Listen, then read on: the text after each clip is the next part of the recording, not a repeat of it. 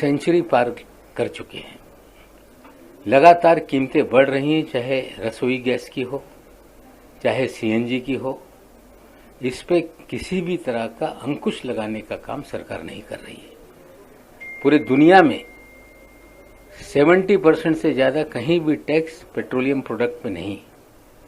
मोदी जी के राज में ये टैक्स 270% हो गया है। दुनिया के देशों की तुलना में 4 गुना ज्यादा कर वसूला जा रहा है। कीमत कम है और 3 गुना टैक्स लगाया जाता है। अगर आज 100 रुपये कीमत है तो मूल कीमत उसकी ये 25 रुपये है। 75 रुपये का कर लोगों की जेब काटने का कार्यक्रम है। ये नहीं कि अंतर्राष्ट्रीय भाव की वजह से दाम बढ़े हैं। दाम बढ़े हैं सरकारी लूट के कारण।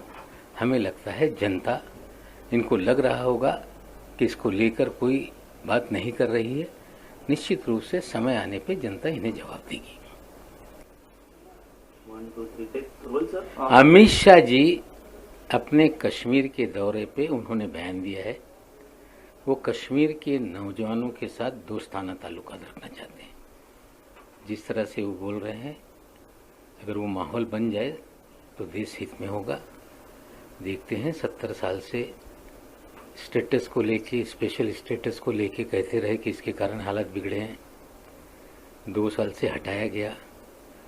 70 साल में 7 साल अभी मोदी जी की सरकार है, लेकिन हालात बिगड़े हुए हैं। अगर वो दोस्ताना माहौल बना ले गए तो इससे अच्छी बात कुछ हो नहीं सकती। लेकिन 7 साल में क्यों नाकाम रहे, इसका भी जवाब उन्हें देना पड़ेगा। Amit Shah ji is saying that he want to make a friendly atmosphere with Kashmiri youth. Definitely, if he is succeed in this mission, our good wishes are with him.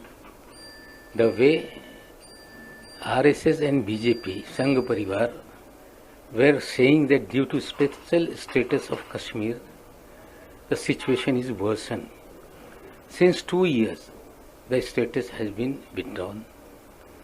Since 7 years, Modi government is there in the country.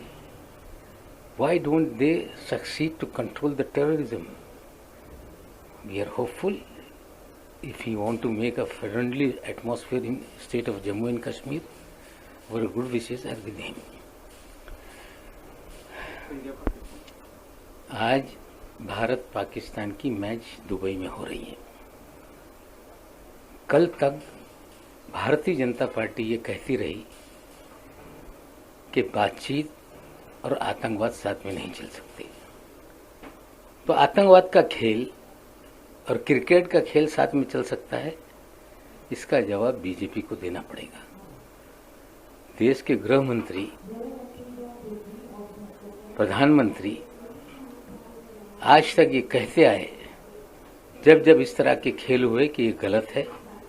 आज तो organiser ही देश के गृह मंत्री का सुपुत्र है और फिर भी ये मैच हो रही है। एक इत्तेफाक है कि कहीं ना कहीं बीजेपी इसे